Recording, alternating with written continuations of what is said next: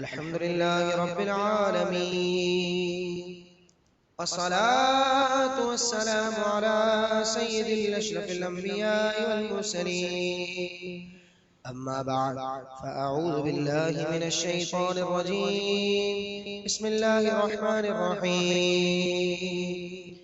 اللهم يا ذا المن ولا يمن عليه، يا الله يا ذا الجلال والإكرام، يا الله يا ذا الطول والإنعام، يا الله لا إله إلا أنت يا الله ظهر اللاجين، يا الله وجار المستجيرين، يا الله وأمان الخائفين، يا الله.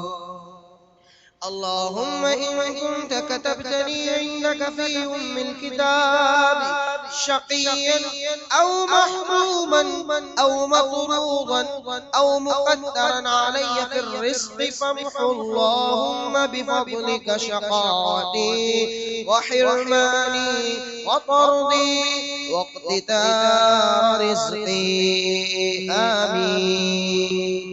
واثبتني عندك في أم الكتاب سعيدا مرزوقا، آمين. موفقا للخيرات، آمين. فإنك قلت وقولك الحق في كتابك المنزل على لسان نبيك المرسل: يمحو الله ما يشاء ويثبت وعنده أم الكتاب.